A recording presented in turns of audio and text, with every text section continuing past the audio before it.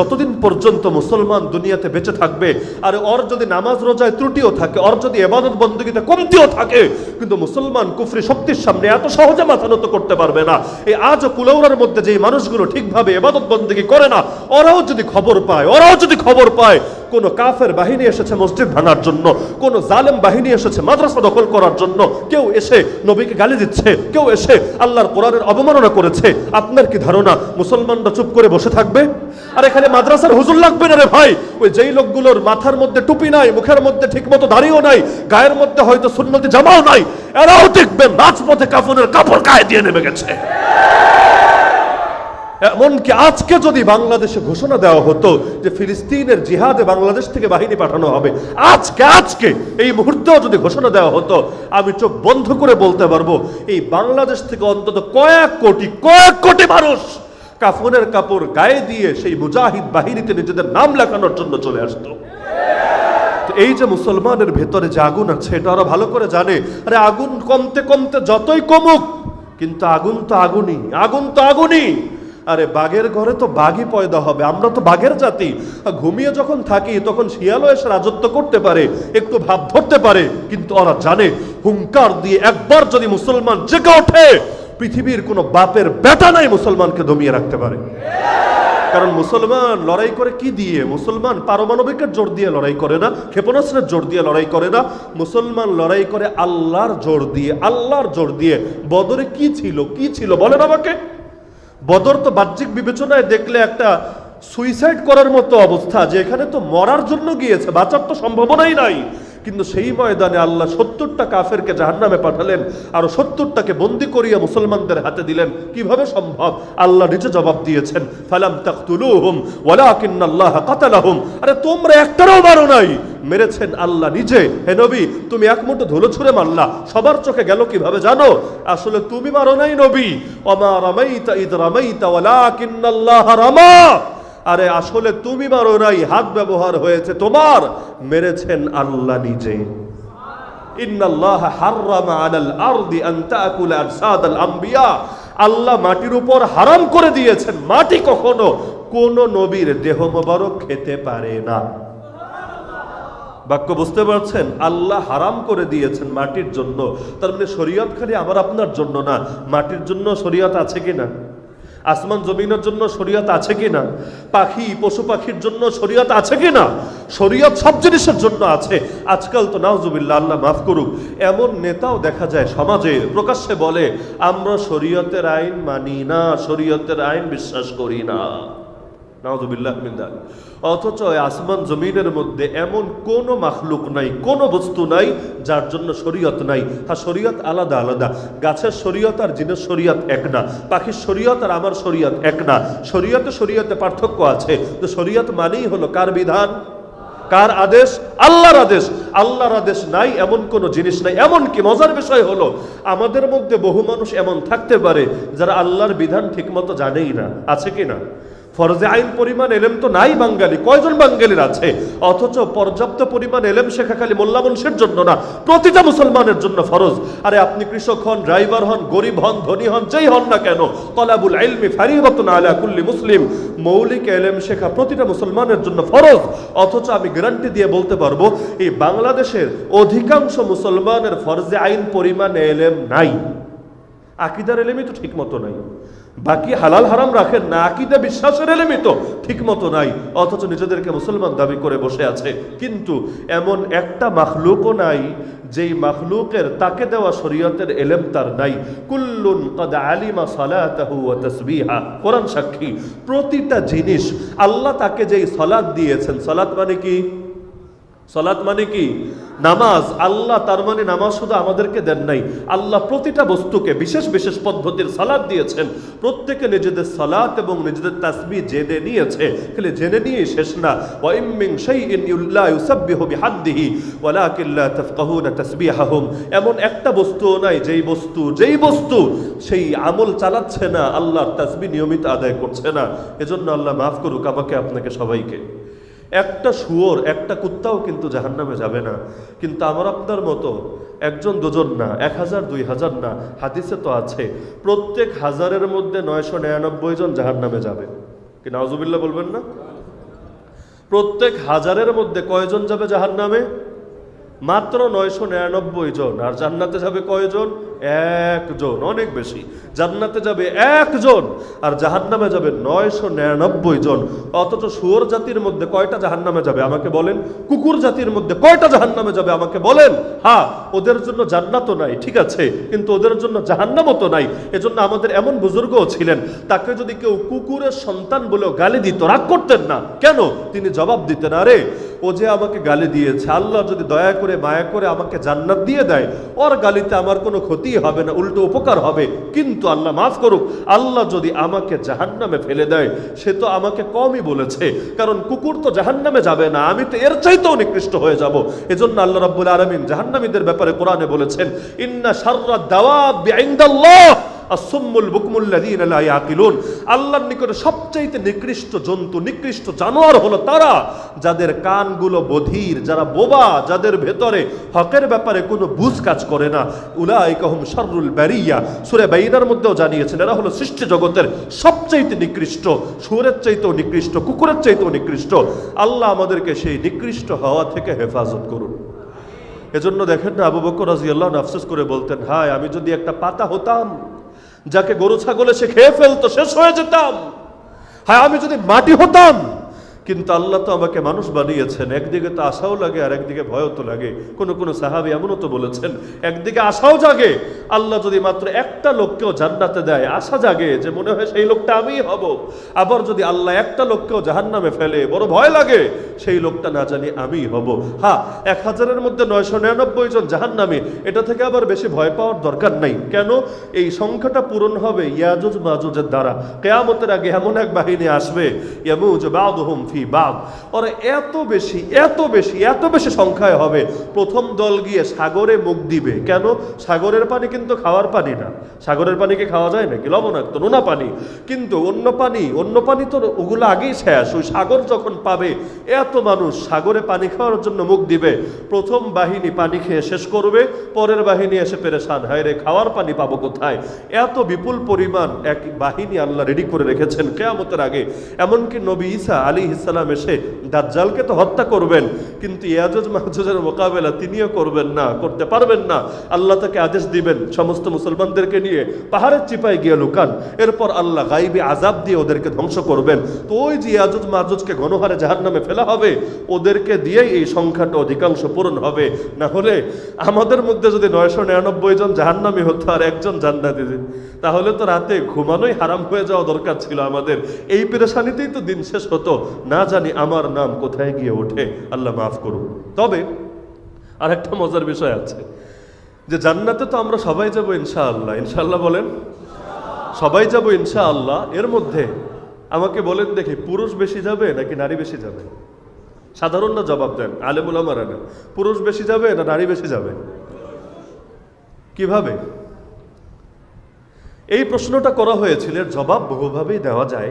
আমি ওই তাত্ত্বিক জবাবে যাচ্ছি না, ওই বিতর্কের মধ্যেও ঢুকছি না। একটা মজার জন্য শুধু আলোচনার মাঝখানে কথাটা আনা। সাহাবী আবু হুরায়রা রাদিয়াল্লাহু আনহু, নাম তো শোনেন নাই জীবনে, সবচাইতে বড় মুহাদ্দিস, মানে যার সূত্রে সবচাইতে বেশি হাদিস বর্ণিত হয়েছে, প্রায় 5500। তাকে এক তাবেঈ এসে প্রশ্ন করলো, হুজুর বলেন দেখি, জান্নাতে পুরুষ বেশি যাবে না নারী বেশি যাবে? তো এটা তো বানায়া বলার জিনিস না, আকল দিয়া বলার জিনিস না। তিনি বললেন, শোনো, আমি ডাইরেক্ট কোনো জবাব দিচ্ছি না, আমি তোমাকে একটা হাদিস শুনিয়ে দিচ্ছি, বাকিটা তুমি বুঝে নিও। আমি তোমাকে একটা হাদিস শুনিয়ে দিচ্ছি, বাকিটা তুমি বুঝে নিও। এখন সে বলল, হ্যাঁ বলেন আমাকে হাদিস। তিনি বললেন, আল্লাহ রাসূল সাল্লাল্লাহু আলাইহি ওয়াসাল্লামকে, এই যে দুরূদ পড়েন নাই কিন্তু সবাই, দুরূদ পড়তে কিপটামি কিসের ভাই? আল বাখিলু মান যুকিরতু ইনদাহু ফালাম ইউসাল্লি আলাই। নবী বলেন, আরে বখিল তো সে, কাঞ্জুস সে, কৃপণ সে, যার সামনে আমার আলোচনা হয় কিন্তু সে আমার উপর দুরূদ পড়ে না। তো কিপটামি টাকা পয়সার লাইনে তো এমনিই করেন, এমনি না করলে কি মাদ্রাসার এই হালত থাকে? এই মাদ্রাসা তো এর চাইতে আরো সুরম্য ভবন হয়ে যাওয়ার কথা। কিপটামি তো টাকা পয়সার লাইনে আমাদের এমনিই আছে। এখন দুরূদ শরীফ পড়তেও কিপটামি কিসের? যতবার নবীর নাম আসবে যাতে বলে দেওয়া না লাগে, বলে দিতে হবে কেন? দিলে মহব্বত থাকলে আবার বলে দিতে হবে কেন? সঙ্গে সঙ্গে লুফে নেবেন সুযোগ, বলবেন সাল্লাল্লাহু আলাইহি ওয়াসাল্লাম। তো তিনি বলেন, আমি নবীজি সাল্লাল্লাহু আলাইহি ওয়াসাল্লামকে বলতে শুনেছি, তিনি বলেছেন, জান্নাতি যখন জান্নাতে প্রবেশ করবে, তাদের প্রত্যেকের সঙ্গে 2 জন করে স্ত্রী থাকবে। সুবহানাল্লাহ বলবেন না? বিয়ে তো দুইটা করে করেন না, কিন্তু নবী বলছেন যে জান্নাতে যখন একজন ব্যক্তি প্রবেশ করবে, নারীরা আবার রাগ করে কিনা আল্লাহ ভালো জানে, মাইকের আওয়াজ তো মনে হয় ঘরবাড়িতেও যাচ্ছে। আচ্ছা, রাগ করার দরকার নেই, হাদিসের ব্যাখ্যা দিলে ইনশাআল্লাহ রাগ পানি হয়ে যাবে। নবী বললেন যে জান্নাতি পুরুষ যখন জান্নাতে প্রবেশ করবে, প্রত্যেকের সঙ্গে বউ থাকবে কয় পিস? কয় পিস? 2 পিস। এখন প্রবেশ করার সময়, প্রবেশ করার পরে বলেন নাই, কারণ প্রবেশ করার পরে তো আল্লাহ অসংখ্য হুর দিবেন, 70-এর বেশি হুর ইনশাআল্লাহ আল্লাহ সবাইকে দিয়ে দিবেন ইনশাআল্লাহ।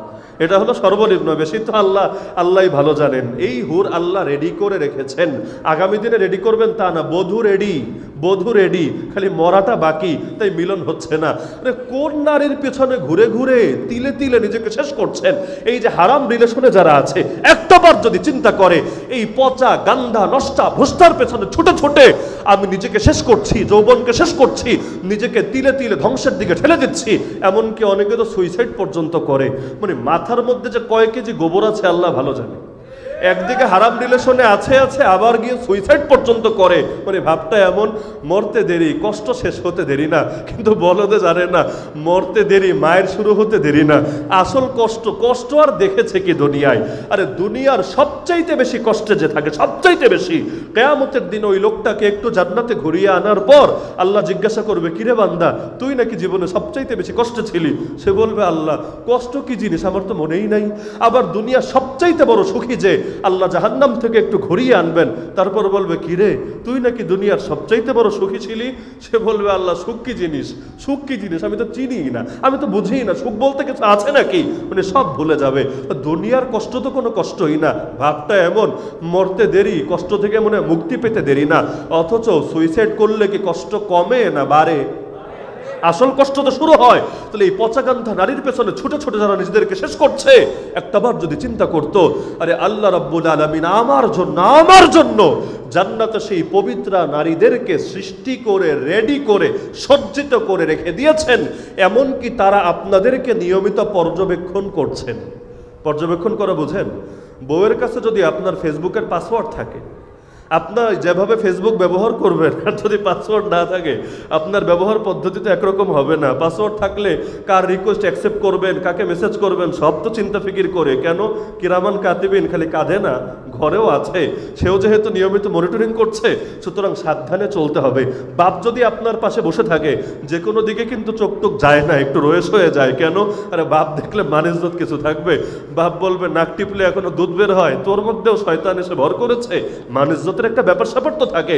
তাহলে ওই জান্নাতি হুররা কিন্তু, যুবক ভাইয়েরা শোনেন বিশেষ করে, আপনাদেরকে নিয়মিত মনিটরিং করছেন। শুধু এখানেই শেষ না, আপনারা যারা বিয়ে শাদী করেছেন, মাঝে মাঝে বউরা কষ্ট দেয় না?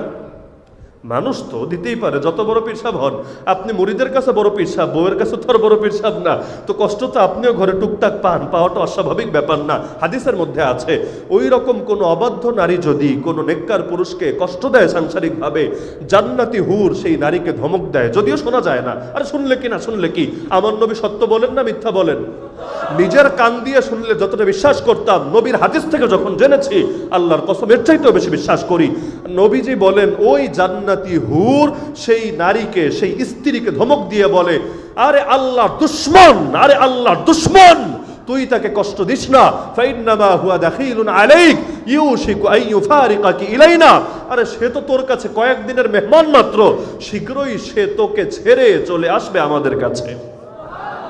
হুর যদি সব নাই দেখে আপনার দুনিয়া সাংসারিক কষ্টে, সেও শরীক হয় কোন কারণে?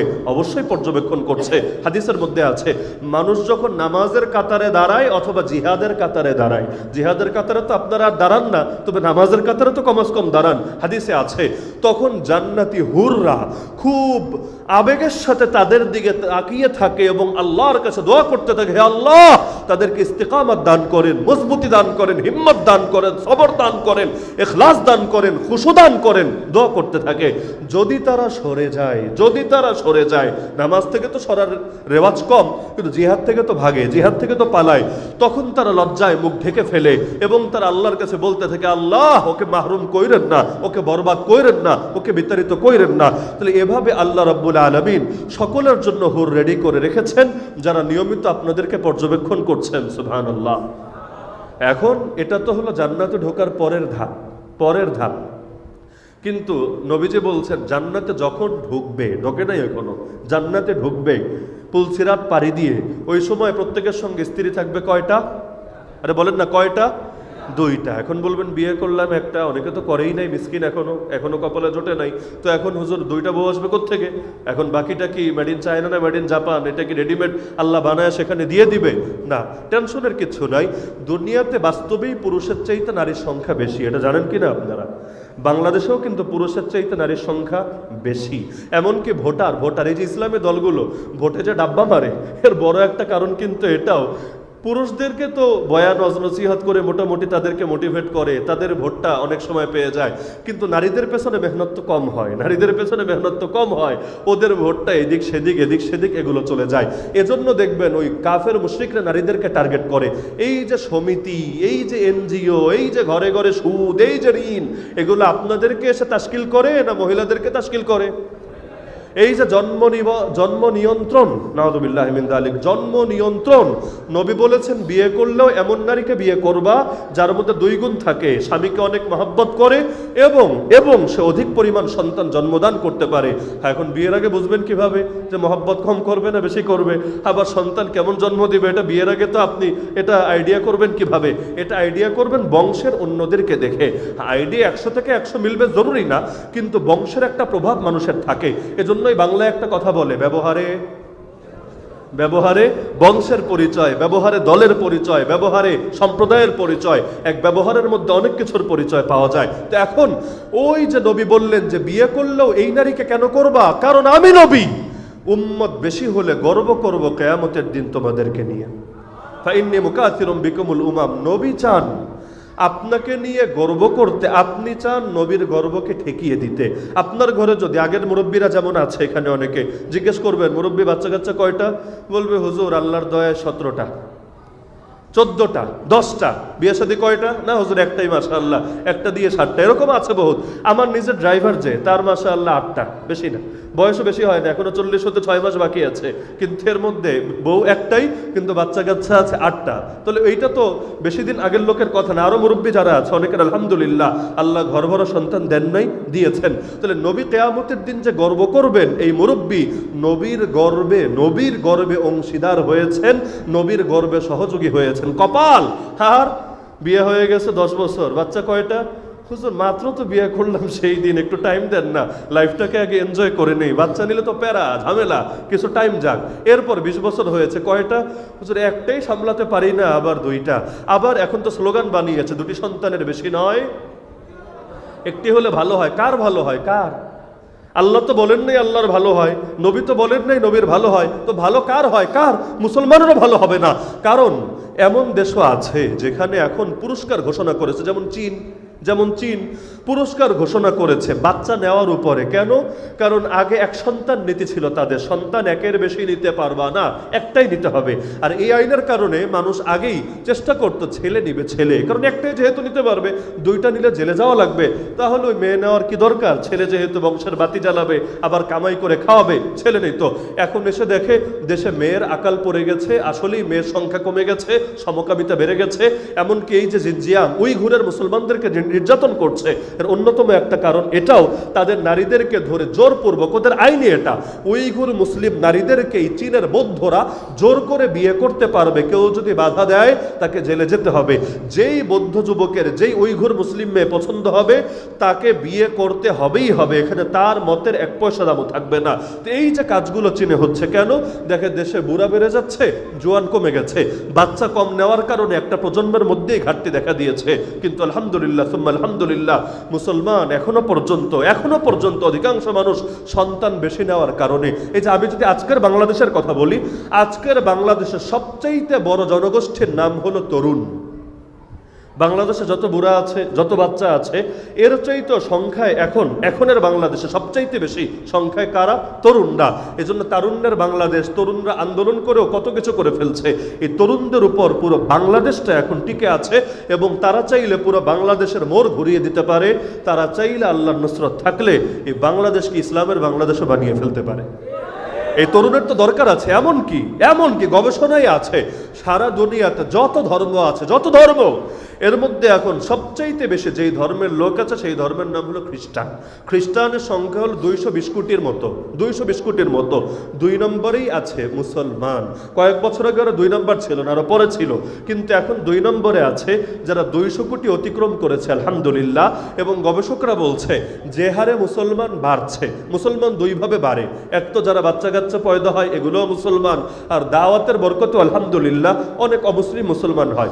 মুসলমান কাফের হয় এমন খুব কম, এমন খুব কম। কয়টা মুসলমান আপনার জীবনে শুনেছেন মুসলমান থেকে হিন্দু হয়েছে বা খ্রিস্টান হয়েছে বা বৌদ্ধ হয়েছে? কিন্তু উল্টাটা দেখেন, হিন্দু থেকে মুসলমান, খ্রিস্টান থেকে মুসলমান, বৌদ্ধ থেকে মুসলমান, কাদিয়ানি থেকে মুসলমান, আলহামদুলিল্লাহ অনেক বেশি হচ্ছে না? খালি বাংলাদেশে না, ওই কাফেরদের দেশে অনেক বেশি হচ্ছে। তাহলে এমন হারে বাড়ছে, তারা গবেষকরাই বলছে আগামী কিছু বছরের মধ্যেই খ্রিস্টানদেরকেও পেছনে ফেলে দুনিয়ায় সবচাইতে বেশি যেই ধর্মের অনুসারী বাড়বে সেটা হলো ইসলাম ধর্ম। মুসলমানরাই 1 নাম্বার হবে।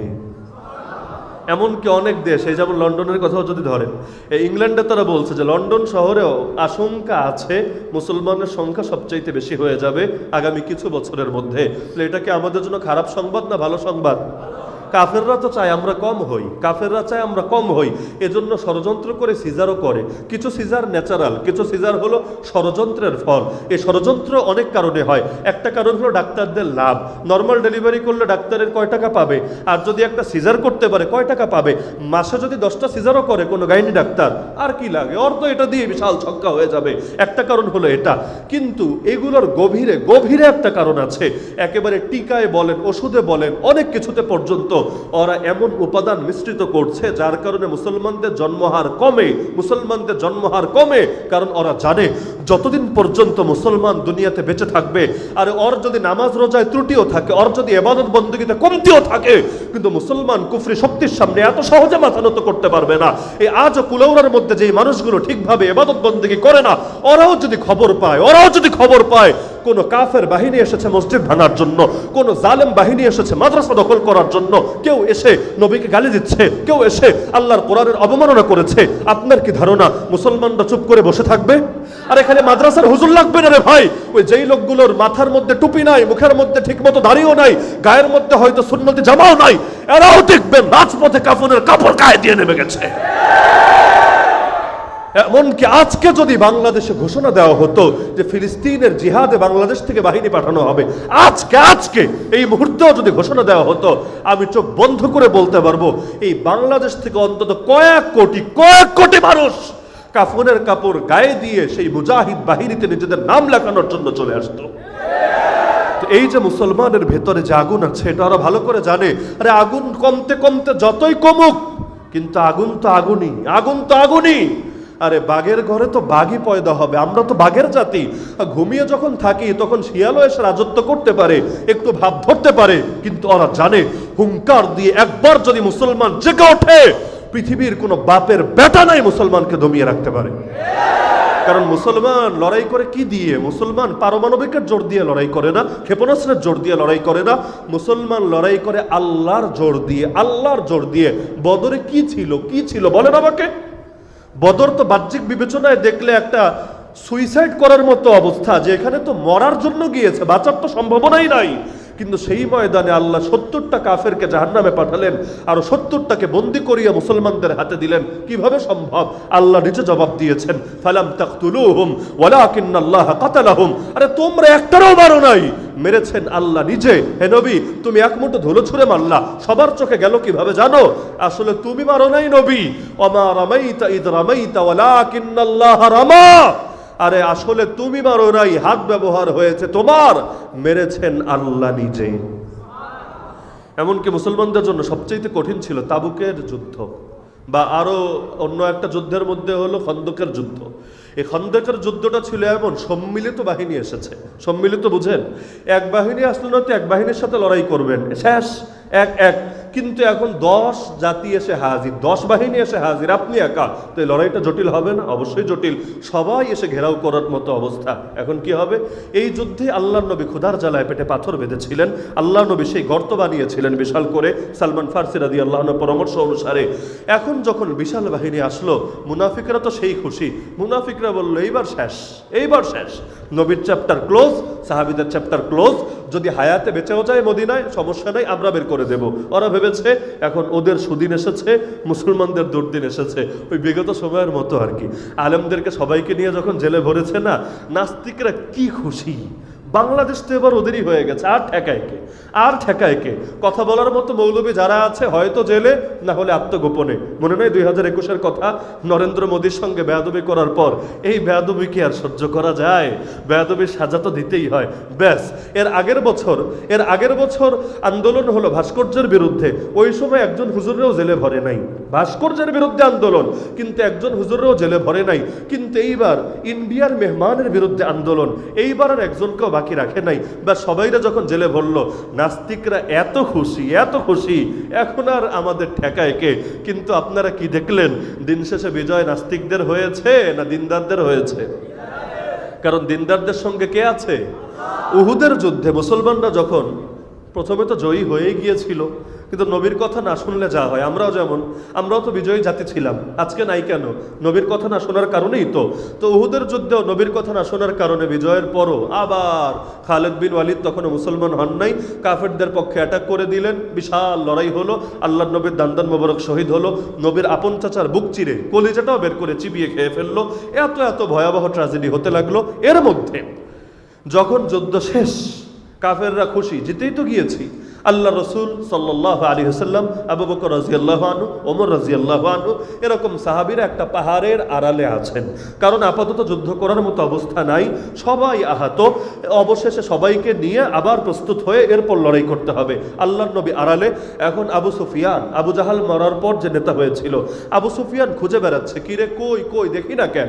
এবার চিৎকার দিতে শুরু করলো, আইনা মুহাম্মদ, আইনা মুহাম্মদ, কিরে মোহাম্মদ কই রে, মোহাম্মদ কই রে, স্লোগান দিচ্ছে সে। আল্লাহ রসুল তিনি শুনতে পাচ্ছেন কিন্তু জবাব দিচ্ছেন না। সাহাবেদেরকে ইশারা দিলেন, চুপ, কোনো জবাব দিও না, কারণ জবাব দিলে কি হবে? জবাব দিলে আবার এসে হামলা চালাবে। তো লড়াই করার মতো হালত তো এখন নাই, লড়াই যেহেতু পরে করা হবে, আপাতত জবাব দেওয়ারও দরকার নেই, চুপ থাকো। এবার ডাকলো, আচ্ছা বুঝেছি, তুমি শেষ, দুনিয়া থেকে চলে গেছো, তাহলে আবু বকর তুই কই? তুই আছিস না কেন? তুইও মরেছিস। কারণ লাশ তো খুঁজে পাচ্ছে না, লাশ খুঁজে পাচ্ছে না, আবার চেহারাও দেখছে না, এজন্য ডেকে বলছে, কিরে আবু বকর কই? নবী ইশারা দিলেন, চুপ। আবু বকর রাদিয়াল্লাহু আনহু চুপ। কতক্ষণ ডাকাডাকি করে বলল, আরে তাহলে তুইও শেষ, দুইজনে খতম। এবার ডাকা শুরু করলো, আইনা ওমর, হে ওমর তুই কই? নবী চুপ বলার আগেই, ওমর কি আর চুপ থাকার মানুষ? ওমর কি আর বসে থাকার মানুষ? তিনি বললেন, ওই আল্লাহর দুশমন, আল্লাহ তোকে উচিত শিক্ষা দেওয়ার জন্য আমাকে এখনো বাঁচিয়ে রেখেছে। জবাব তো জবাবের মতোই হবে, বাঘের জবাব তো আর মেও মেও হবে না, বাঘের জবাব তো বাঘের মতোই হবে। কারণ যতই হোক টাইগারই থাকবে, মেও টাইগারে কখনো পরিণত হবে না। তিনি জবাব দিলেন। এখন জবাব দিলে তো লোকেশনও তো বুঝে ফেললো কোথায় আছে। এখন কথা যখন বলেই ফেললেন, আবু সুফিয়ান তো এবার হাসি শুরু করলো। কেন? কারণ দুর্বলের কথায় ভাই সবাই হাসে। আজকাল আলেম ওলামারা যখন ওদেরকে বোঝায় যে এত জুলুম কইরো না, আল্লাহর গজব আসবে, হাসে যে তোমরা কি করবা, তো সব তো শেষ, আল্লাহর গজব আসবে কোত্থেকে। আমার এখনো মনে পড়ে এই সাক্ষাৎকার, আপনারা অনলাইনে সার্চ করলে আজও পাবেন। আল্লামা জুনায়েদ বাবুনগরী রাহমাতুল্লাহ আলাইহি, নাম শোনেন নাই? রিমান্ডের মধ্যে তিনি নিজে সাক্ষাৎকারে বলেছেন, আর আমাদেরকে ব্যক্তিগতভাবেও শুনিয়েছেন, রিমান্ডে এক পুলিশ অফিসার এভাবে দাড়ি ধরে টানছিল। নির্যাতন তো আগে যা করার করেছেই, আর তাকে আর নির্যাতন কি করবো? ওই শাপলা চত্বরে যখন লাইট বন্ধ করে দিল সব দিকে, আর গোলাগুলি শুরু, সবাই তো দৌড়ে পালাচ্ছে। এর মধ্যে তিনি বয়স্ক মানুষ, দৌড়ানোর মতো হালতে তো আর তিনি নাই, চলতে হয় হুইল চেয়ার দিয়ে, দৌড়াবেন কিভাবে?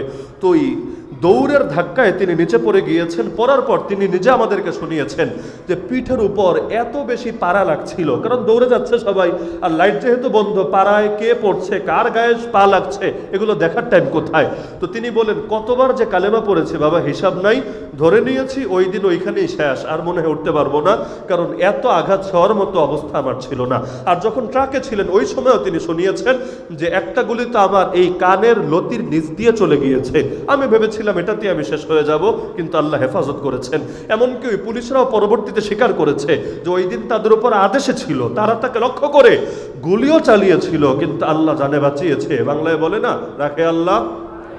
তো এমনি তিনি আহত, আর আগ থেকেই বহুত রোগে শোকে ভুগছেন। নেওয়ার পরে তো আর নির্যাতন লাগেই না। আর ডায়াবেটিস আর হাই প্রেশারের মানুষদের আর মাইট দেওয়া লাগে নাকি? ওষুধ ছাড়া রেখে দিলে এমনিই তো শেষ হয়ে যায়। এর মধ্যে এক পুলিশ অফিসার, বয়সে তার ছেলের বয়সে হয়তো হবে না, কিন্তু এভাবে দাড়ি ধরে ধরে টেনে টেনে নির্যাতন করছিল। তিনি এক পর্যায়ে বললেন, নিজে শুনিয়েছেন, যে নবীর সুন্নতের সঙ্গে বেয়াদবি করিস না, আমারে মারলে মা, কিন্তু নবীর সুন্নতের সঙ্গে বেয়াদবি করিস না। তখন টিটকারি মেরে বলেছিল, কেন কি হবে, তোরে বাঁচাতে কে আসবে, তোরে বাঁচাতে কে আসবে, এভাবে টিটকারি মেরে বলছিল। তিনি শুধু কিচ্ছু তো বলার নাই, কি বলবেন সেখানে, কিন্তু বিচার দিয়েছিলেন আল্লাহকে। সুবহানাল্লাহ, এটা চিরকাল ইতিহাসে লেখা থাকবে। ওই পুলিশ অফিসারের পরিণতি কি হয়েছে। ওই নবীর জামানায় যেমন এক বেয়াদব নবীর চিঠি ছিঁড়ে টুকরা টুকরা করেছিল, জানেন না, পারস্য সম্রাট ইরানের বাদশা নবীর চিঠি ছিঁড়ে টুকরা টুকরা করেছিল। নবী বলেছিলেন, আল্লাহ আমার চিঠি ছিঁড়ে ফেললো, তুমি আর রাজ্যরে ছিঁড়ে ফেলো, আর রাজ্যরে ছিঁড়ে ফেলো। পরবর্তীতে আর নিজের ছেলে ওকে হত্যা করে ফেললো। এরপর সেই ছেলেও বাপের রেখে যাওয়া বিষ খেয়ে মারা গেল। অবশেষে মেয়ে আসলো ক্ষমতায়, সেও টিকলো না। এমনকি রাজ্য যে ভাঙলো আজও পর্যন্ত জোড়া লাগে নাই, কিয়ামত পর্যন্ত লাগবে। তো এখন আবু সুফিয়ান, সে যখন শুনলো ওমর জবাব দিচ্ছে, সে আর হাসি থামাতে পারে না, সে এবার স্লোগান দিতে শুরু করলো। এখন আবু সুফিয়ান স্লোগান দিবে কি আল্লাহর নামে না দেবদেবীর নামে? আর ও তো তখনও মুসলমান না, তো স্লোগান দিবে কার নামে? আল্লাহর নামে তো আর দিবে না। সে স্লোগান দিচ্ছে তার দেবদেবীর নামে। সে তখন স্লোগান দেওয়ার পরে, যখন দেওয়ার পরে আল্লাহ রসুল এবার বললেন, আজিবু, এখন আর চুপ করে বসে থেকো না। সে বলছিল ওল হোবাল, ওল হোবাল, হোবল হলো ওদের একটা দেবতা, জয় হোবল, জয় হোবল, বুঝলেন নাই? জয় হোবল, জয় হোবল। নবী কিন্তু এতক্ষণ চুপ থাকতে বলছিলেন, কিন্তু যখন আল্লাহর নামের অবমাননা শুরু হলো, নবী বললেন, আজিবু, জবাব দিয়ে দাও। ওমর দাঁড়িয়ে বলে, ইয়া রাসূলুল্লাহ আমাকে শিখাইয়া দেন, জবাব আমি দিচ্ছি, কি দেওয়া লাগবে বলেন। তিনি বললেন, তুমি বলো আল্লাহু আ'লা ওয়া আজাল, আরে আমার আল্লাহই সবচাইতে মর্যাদাবান, আমার আল্লাহই সবচাইতে মহান। এটা শুনে চিৎকার করে আবু সুফিয়ান বলল, আরে কিসের আল্লাহ, লানাল উজ্জা ওয়ালা উজ্জা লাকুম, আমাদের আছে উজ্জা দেবতা, তোদের মুসলমানদের কোনো উজ্জা দেবতা নাই। ওদের বিশ্বাস ছিল যুদ্ধের ময়দানে যেই দেবতা বিজয় এনে দেয় তার নাম হলো উজ্জা। তো এই দেবতাকে ওরা মানে, মুসলমান তো আর মানে না। এজন্য বলছে আমাদের আছে উজ্জা দেবতা, তোদের তো কোনো উজ্জা দেবতা নাই। আল্লাহ রাসূল বললেন, জবাব দিয়ে দাও। ওমর বলল, কি বলে দিব? নবী শিখিয়ে দিলেন, আরে বলো। আরে কিসের উজ্জা? আল্লাহু মাওলানা ওয়ালা মাওলা লাকুম, আল্লাহ হচ্ছেন আমাদের মাওলা, তোদের কাফেরদের কোনো মাওলা নাই।